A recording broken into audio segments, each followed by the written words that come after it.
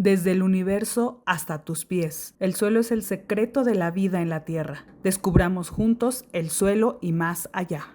Hola, ¿qué tal? Muy buenos días a todos los que nos ven el día de hoy. Bienvenidos a este su canal, El Suelo y Más Allá. Uy, qué miedo. El día de hoy nos encontramos aquí en la Facultad de Ciencias con una gran investigadora, una gran mujer, la doctora Silvia Castillo Argüero. Ella es una invitada que ha dejado huella en la ciencia mexicana, una mujer que ha dedicado su vida a estudiar cómo las comunidades funcionan, cómo es que sus componentes bióticos y abióticos interactúan y cómo cambian en el tiempo y en el espacio. La doctora Silvia Castillo Argüero actualmente es responsable de este laboratorio, el Laboratorio de Dinámica de Comunidades, aquí dentro de la Facultad de Ciencias, y bueno, participa en múltiples comisiones, tiene múltiples líneas de investigación y ha dirigido y guiado, no me dejarán mentir para los que me vean allá, a una decena de estudiantes que la recuerdan siempre con cariño y ha liderado investigaciones en diversos sistemas, ya sea templados, matorrales xerófilos, dunas y también manglares, ¿no? Ya nos contaré un poquito más acerca de lo que ha hecho. Este es un preámbulo para presentarla. Muy buenos días, doctora Silvia. Buenos días. Y bueno, pues para arrancar esta entrevista del día de hoy, pues vamos a comenzar con una dinámica. ¿Te parece? Yo voy a decir una palabra y usted me va a responder lo primero que se le venga a la mente. ¿De acuerdo? Puede ser una palabra, puede ser una frase, como usted. Qué nervios. Okay. Como usted lo prefiera. A ver, la primera palabra es comunidades. Pues es conjunto de especies en un lugar determinado. Ok, conjunto de especies en un lugar. Suelo. Suelo, pues es un ecosistema de soporte hacia los ecosistemas. Ok, degradación. Pues es un evento, consecuencia de disturbios antrópicos. Resiliencia. Pues la capacidad de regresar al estado original de un sitio. Cambio climático. Pues es lo que estamos viviendo ahora como consecuencia de los efectos antrópicos. Diversidad. Diversidad, pues es todo el conjunto de organismos que se encuentran en el planeta.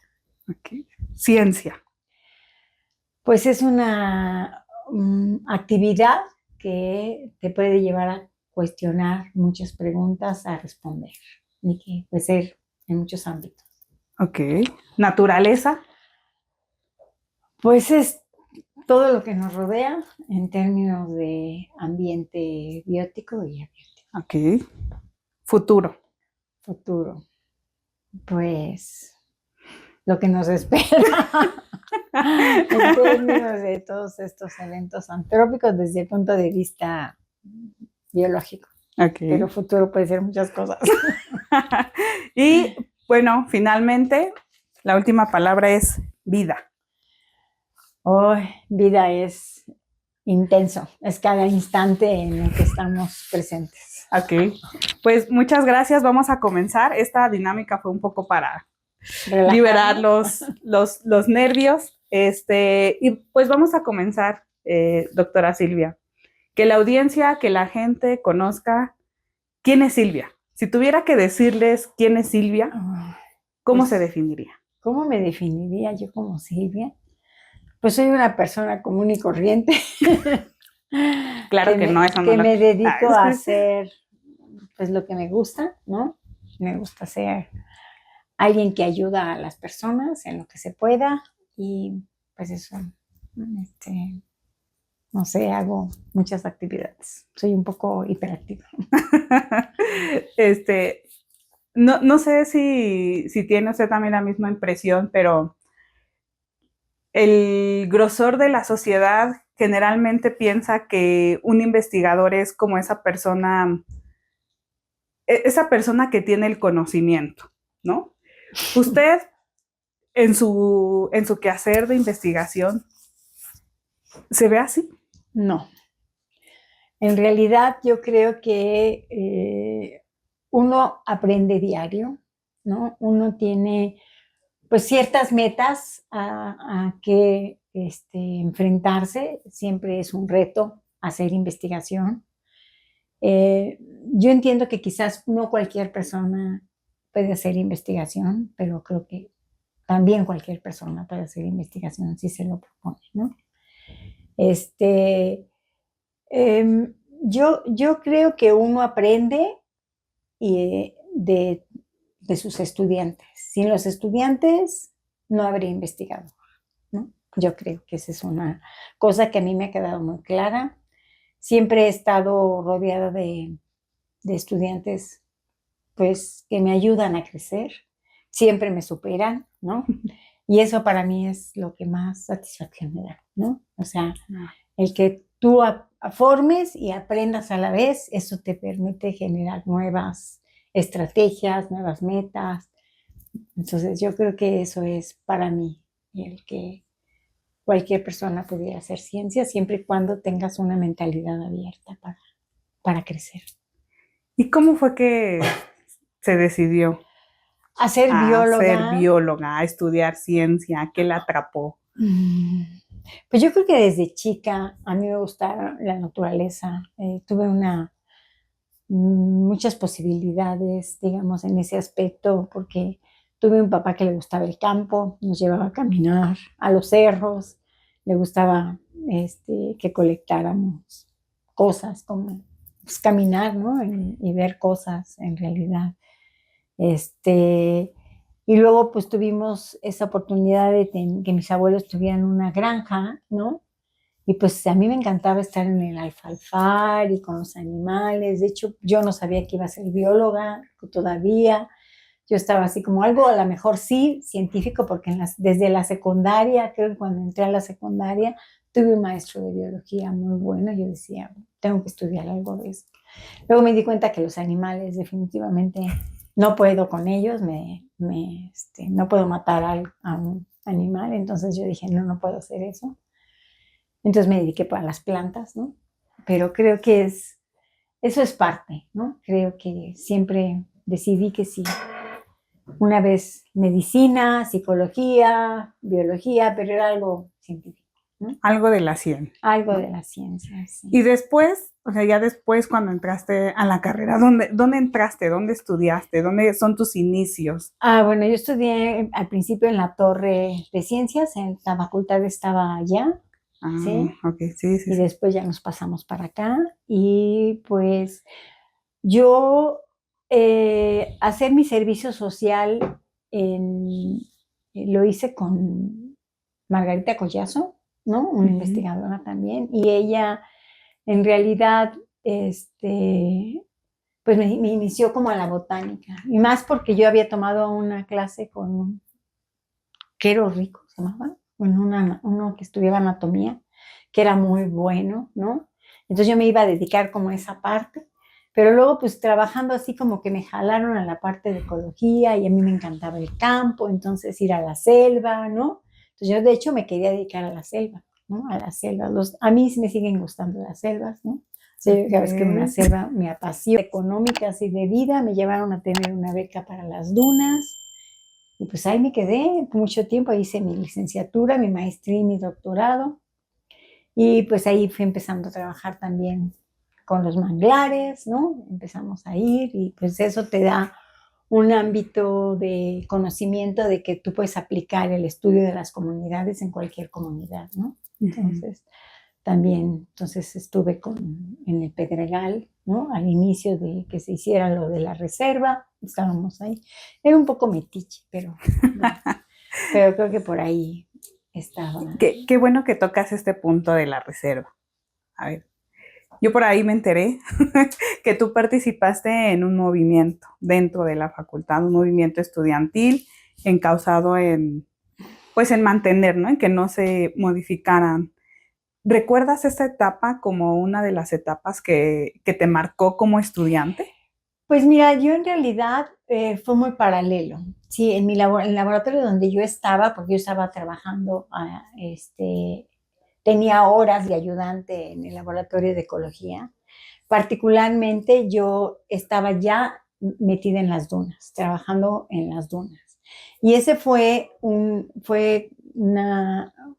pues yo sí estaba atenta, pero no estaba así directamente involucrada, ¿no? O sea, sí participé, o sea, iba a las reuniones, hacía muestreos con ellos y eso, pero no fui una persona directa como lo fue Julia Carabias, el doctor Meave o la doctora Patricia Moreno, ¿no? Que ellos sí estaban más directamente con toda esa relación. Yo allí todavía era, pues estaba yo ya en las dunas, ¿no? Estaba por recibirme, ¿no?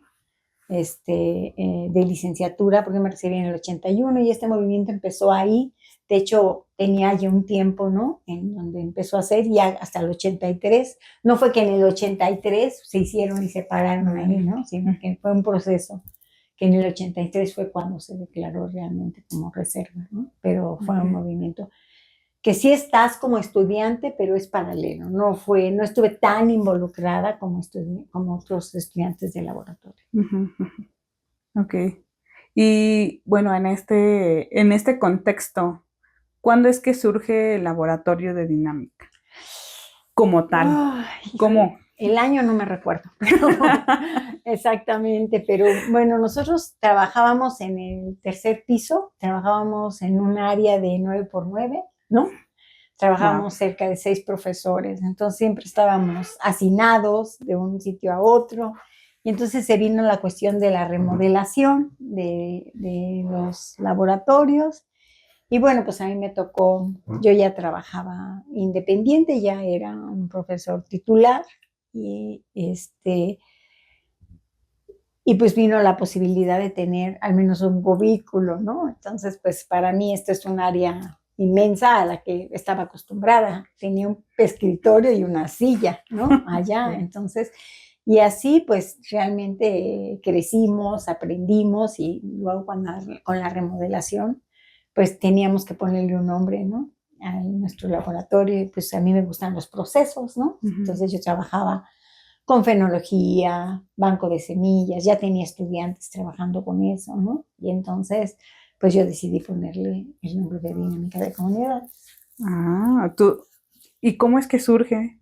O sea, el nombre, el nombre de dinámica de bueno, comunidades. porque es parte de la dinámica de las comunidades, pues son los procesos, ¿no? O sea, en realidad entender, pues las cuestiones de los efectos que tienen los disturbios en la fenología reproductiva, ¿no? En los grupos de especies y empezar a entender cómo, pues yo desde el principio quería trabajar con esos atributos, ¿no? De hecho, yo tengo una base viejita de atributos, ¿no? Que ahora es como moderno entender los atributos biológicos, pues yo desde entonces quería siempre trabajar como esos efectos de qué pasa con las malezas, ¿no? De un sitio determinado, y pues cuáles serían su fenología, su banco de semillas, y entonces por eso le puse dinámica. Ok. Y ahorita, ¿en qué andas? ¿Qué estás trabajando? ¿Qué haces? ¿Qué línea tienes? Ay, qué líneas tengo. Bueno, en realidad yo siempre les hago caso a mis estudiantes, ¿no? En realidad, mi línea principal es entender el papel que tienen las malezas y las especies introducidas en un ecosistema. Siempre eso es lo que me ha gustado. Muchas veces al entrar un estudiante que quiera trabajar conmigo siempre me desvían, ¿no? Pues es que yo quiero trabajar con germinación. Bueno, pero puedes trabajar con germinación en estas especies. Bueno, sí. Yo quiero trabajar vegetación secundaria, yo quiero trabajar los hongos, ¿no? O sea, los macromicetos, o quiero trabajar ahora la micorriza arbuscular. Siempre enfocado a nivel de comunidades, lo trato de hacer porque esa es como mi área, ¿no? Principalmente como la respuesta de varias especies a un evento como tal.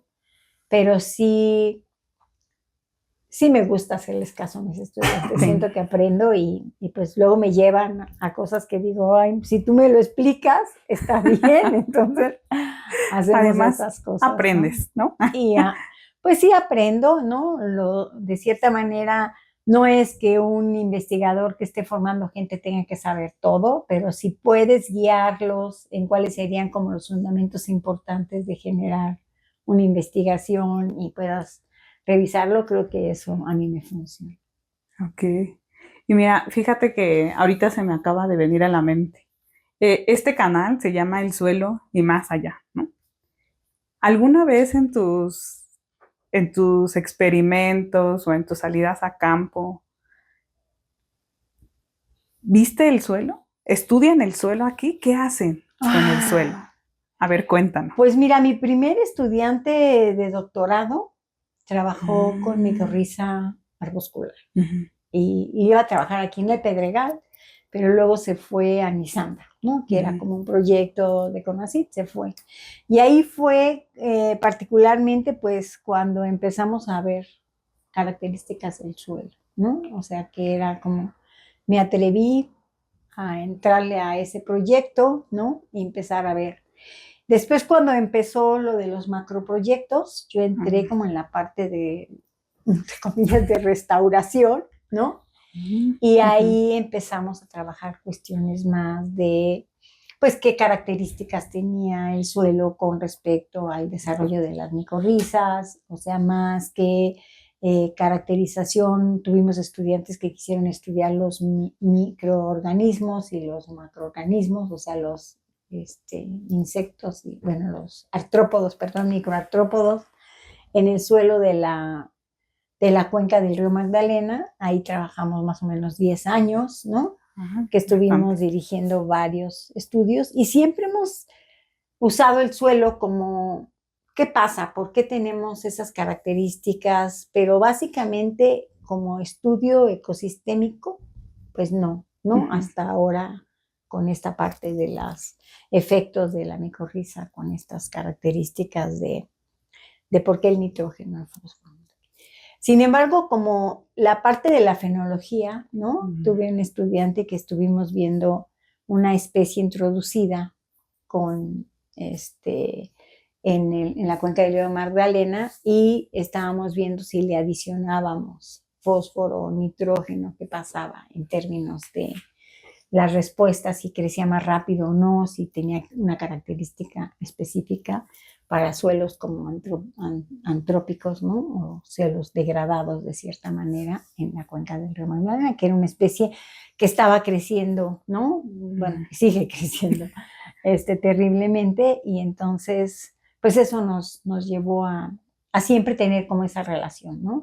Sin embargo, siempre nos ha costado trabajo como esa interpretación, porque no tenemos un especialista realmente en el suelo que nos ayude a interpretar muchas veces los datos, ¿no? Simplemente a lo mejor hacemos una correlación y vemos, mira, el nitrógeno tiene que ver con la floración o con la fructificación, y el fósforo también. Entonces lo relacionamos en términos de la teoría un poco, pero pues la verdad necesitaríamos un especialista realmente en el suelo para que nos ayudara a saber más, ¿no? De esas a interpretar, ¿no? Pues más que, sí, exacto, a interpretar, ¿no? Porque siempre tomamos las muestras de suelo, las mandamos a analizar y los resultados los correlacionamos, ¿no? Y vemos si es una variable que está o no, pero así como en términos de es poquito o es mucho, o si el pH está cambiando en términos de ello, pues todavía no, nos cuesta trabajo interpretar esas cosas. Está bien. Sí, pero, a ver, ahorita que te estaba escuchando, mencionaste introducidas, ¿no? O sea, una especie introducida. Y esto me lleva a relacionarlo con el suelo, que muchos de los suelos de México están degradados, ¿no? Y hay quienes dicen que para restaurar estos sitios degradados, pues especies nativas, ¿no? Especies nativas, y las introducidas, no, porque esas son malas. ¿Qué opinión tienes? ¿Las introducidas son buenas? ¿Son malas? ¿Qué son?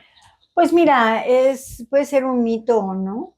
En realidad, pues hay que estudiarlas, ¿no? O sea, yo creo que el hombre ha introducido especies desde toda su vida, ¿no? Sin embargo, es diferente tener el manejo de una especie introducida o algo que se ha cultivado desde el punto de vista de la agricultura, a conocer los efectos que tiene ya en una zona natural, ¿no? O sea, en un ecosistema natural, ¿no? ¿Por qué? porque yo sí creo que había que estudiarlas con más detalle, pero sí hay un desplazamiento, ¿no? Por ejemplo, nosotros hemos encontrado que en términos fenológicos, las especies introducidas sí pueden ser asincrónicas o sincrónicas y eso pues puede afectar porque puede ser una competencia, ¿no? En términos de la floración o la fructificación y puede mermar de cierta manera pues el desempeño de las especies nativas, ¿no? Y también si tienen un desarrollo desmesurado, pues evidentemente pues las van a sustituir, ¿no? Ujú. Y entonces pues eso, o sea, eso puede ser desde el punto de vista introducido como una especie que no tiene un origen en un sitio particular, pues puede tener muchos efectos, ¿no? Y eso pues hay que estudiar. Ok. Y regresando nuevamente a las introducciones, a la introducción de especies, Silvia. ¿Qué hace una especie, esa especie ideal para que pueda establecerse en cualquier sitio? ¿Todas pueden? ¿Por qué unas pueden No, más? ¿Por qué unas pueden menos? ¿Qué? no, yo creo que también es como todo, ¿no? O sea, tiene que, es como cualquier migrante, ¿no? Que puede llegar a sufrir muchísimo en un sitio determinado. O sea, en realidad, pues una especie tiene que pasar por muchos filtros ecológicos, ¿no? O sea, porque una cosa es que tú siembres una especie y se quede como exótica, ¿no? Y quede ahí, y a lo mejor nunca.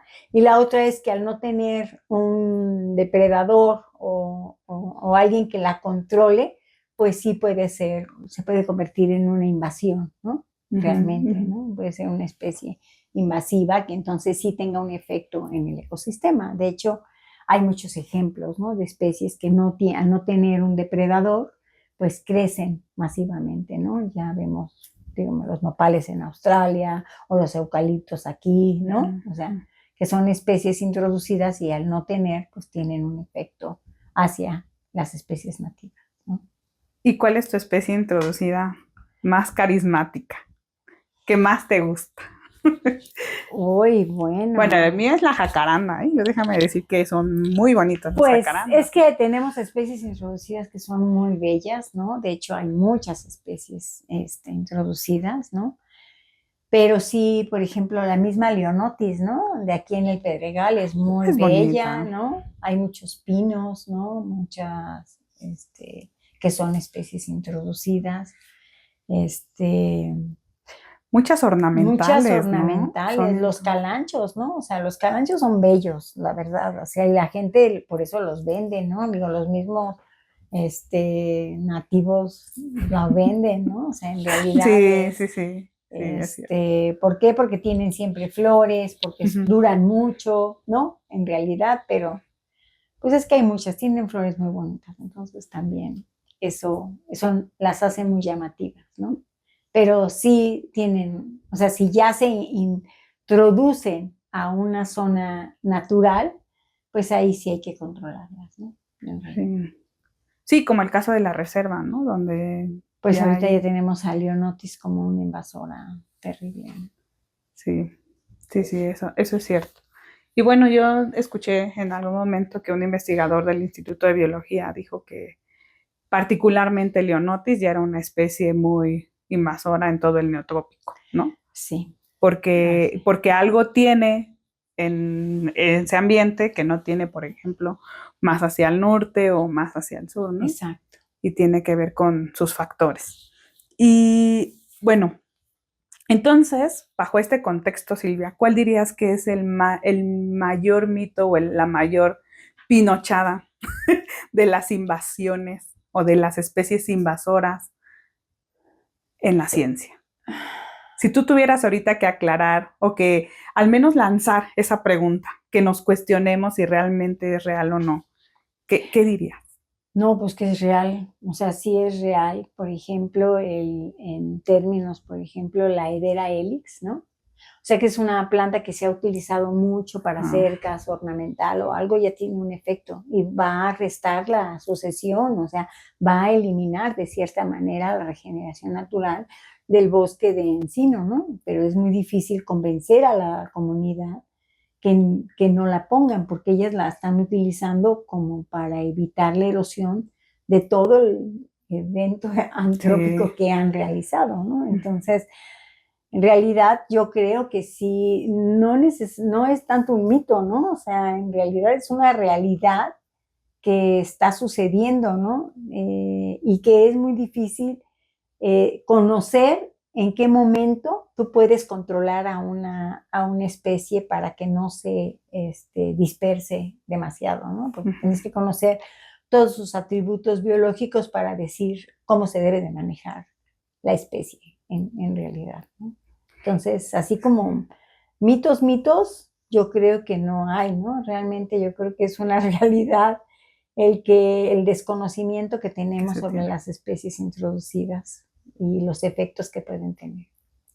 Sí, ¿y cuál fue tu experiencia trabajando con la comunidad? Porque ahorita mencionaste que en el macroproyecto Ah, trabajaste en la Magdalena y que tuvieron que hacer investigación, pero ¿cómo te acercas a la comunidad? ¿Cómo les haces saber que lo que tú quieres estudiar puede ayudarlos a ellos también?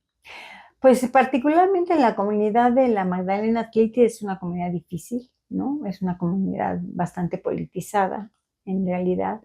Pero sin embargo, nosotros tuvimos una buena abertura. Nos tardamos como 8 meses a que nos dieran esa abertura, pero creo que les dimos buenas respuestas porque tratamos de regresar nuestra investigación y dárselas a conocer, ¿no? Explicarles qué es lo que estábamos haciendo. Les entregamos las tesis que Mm, habíamos producido ahí, los libros que habíamos producido, los artículos, ¿no? En realidad se los entregamos para que ellos lo tuvieran a su disposición. Y creo que eso les gusta mucho a la comunidad, ¿no? En realidad. Eh, yo creo que es interesante el saber que ellos están preocupados, ¿no? O sea, ujú, están ujú, preocupados.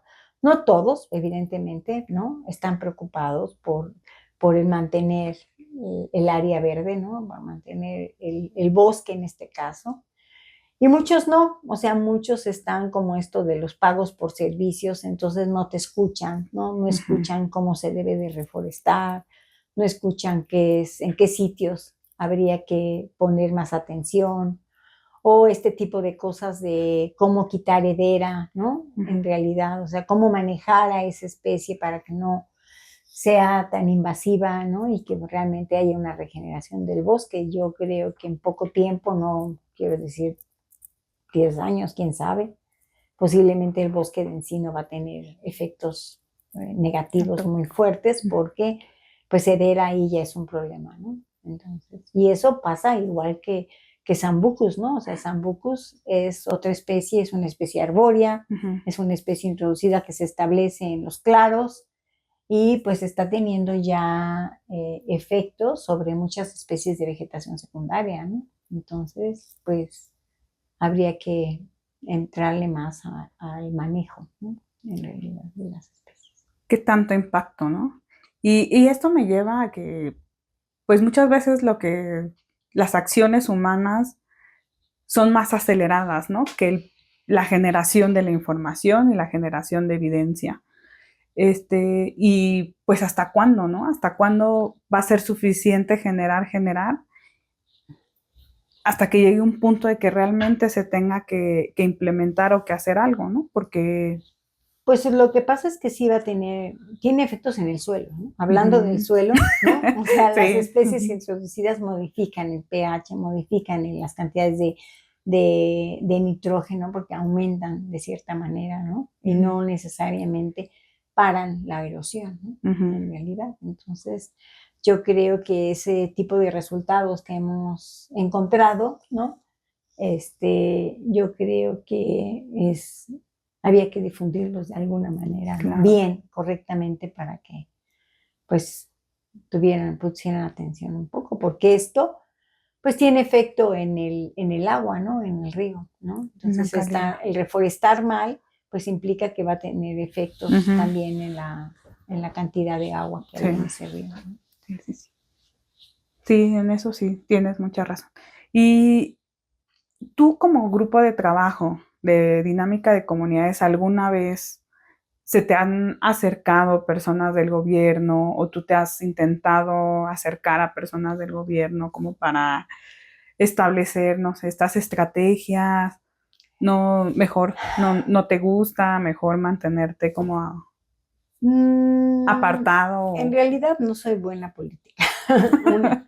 La otra es que sí hicimos un plan de desarrollo para la Mm, Magdalena, en donde estuvimos involucrados y desafortunadamente no supimos qué pasó con ese plan de desarrollo, ¿no? Creo que claro. trabajamos muchos grupos de aquí de la facultad, porque era, digamos, fue más interdisciplinario, trabajaron gente de mamíferos, desde mariposas, ¿no? O sea, Wow. hongos del suelo, cosas de manejo de servicios ecosistémicos y el suelo, ¿no? Que estaba ahí también el doctor Javier Álvarez, ¿no? Trabajando. Y hicimos no sé si estaba, no me acuerdo si estaba Encinas, era el que lo había solicitado, en ese momento estaba como interino del gobierno, algo así. Y, pero, pues no supimos qué pasó porque se hicieron indicadores, ¿no? Indicadores Mm, ambientales, indicadores biológicos. También una vez nos acercamos a Corena, ¿no? Para ver mm, esto de los pagos por servicios, si podíamos meter esta parte de reforestar adecuadamente en sitios que nosotros decidiéramos dónde se podía reforestar.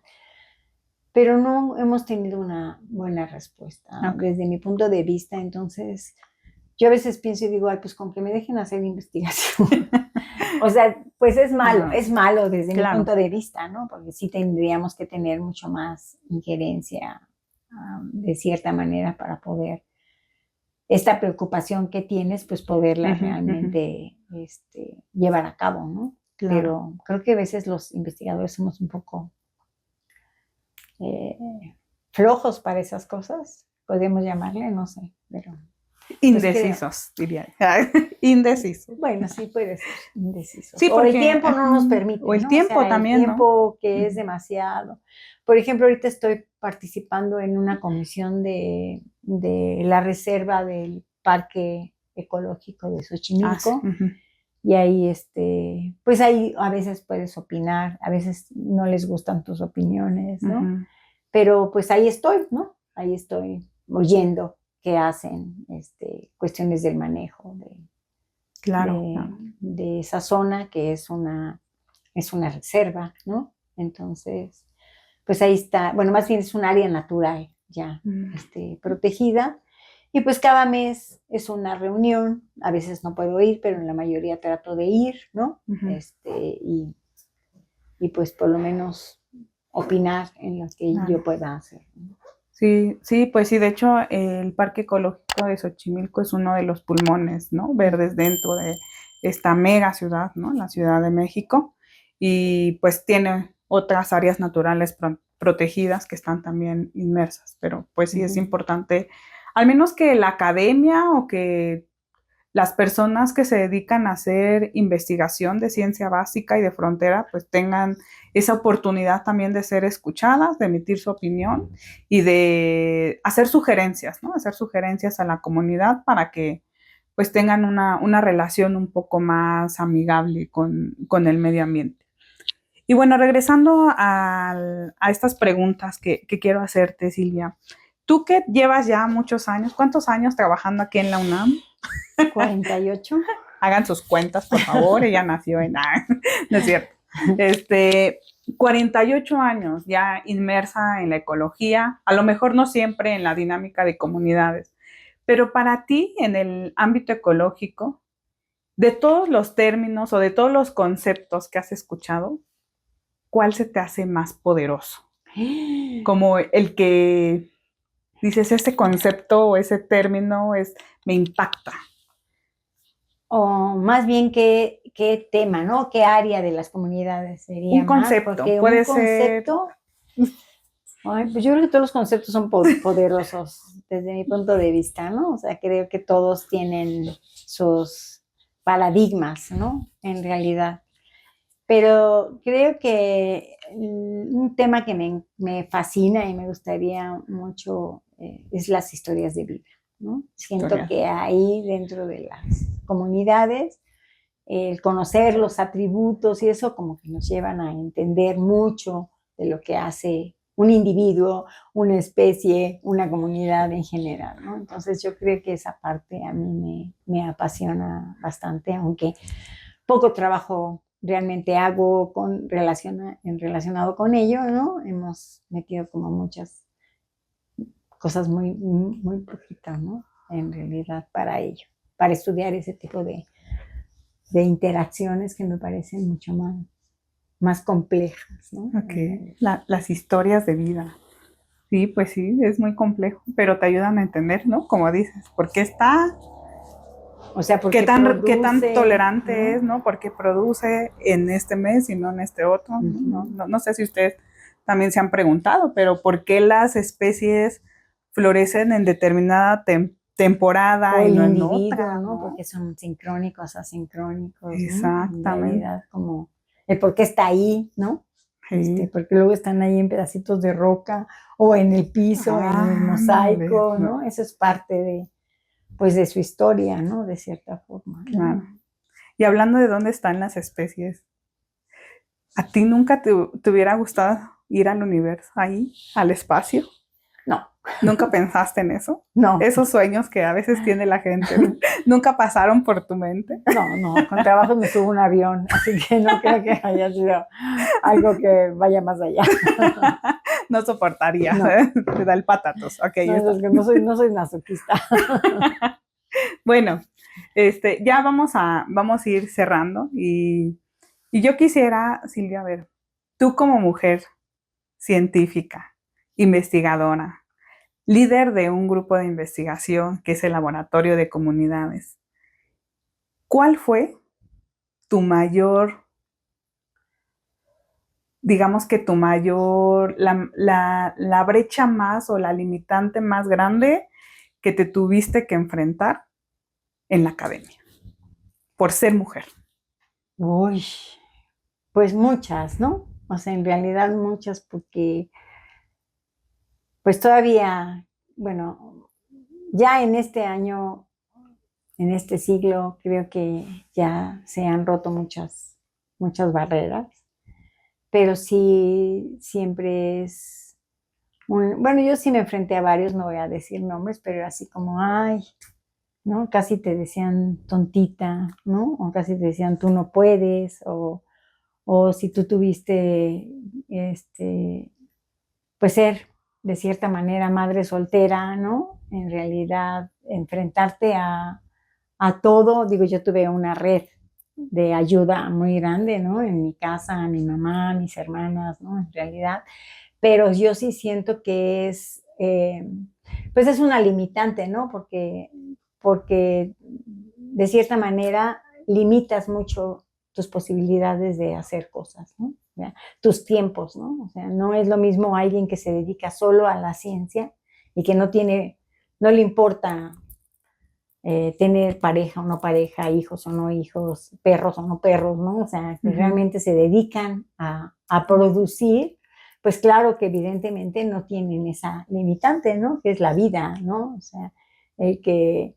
Y yo creo que cuesta mucho trabajo el equilibrio, ¿no? O sea, el equilibrio de, pues, educar un hijo más todo lo que sería trabajar y ver todos tus tiempos y pues ahora tengo una madre más adulta que yo, de 95 Ujú. años, entonces ahora pues es lo mismo, ¿no? Es como los cuidados, pues te limitan mucho a estar más tiempo, ¿no? Dedicado a la ciencia. Entonces Ujú. sí, creo que la vida pues limita de cierta manera, ¿no? O sea, porque tienes que equilibrarla, ¿no? Entonces, si no entras, cuesta trabajo ese equilibrio, pero creo que, pues, de cierta Ujú. forma te puede ayudar a ser más eficiente, ¿no? Y si lo piensas así, pues el tiempo que estás en el trabajo, pues Ujú. estás en el trabajo, ¿no? Entonces, eso te permite de cierta manera, pues, no ser tan productivo como a lo mejor te hubiera gustado, ¿no?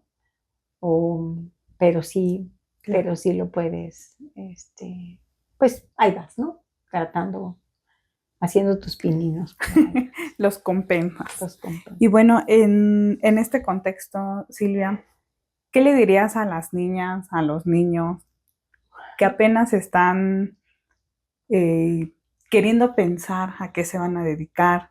¿Qué consejo les darías? Ay, bueno, si yo tuviera que trabajar con niños, pues los llevaría al jardín todo el tiempo. Creo que los niños son muy Váyanse. curiosos. Los niños son muy curiosos, ¿no? Les, creo que les abriría y les diría, ¿tú por qué crees que crece un árbol? ¿O por qué crees que esta planta tiene flores? Les haría cuestionar, les haría muchas cuestionamientos, ¿no? Ujú. De que observen, ¿no? Que no pierdan, que abran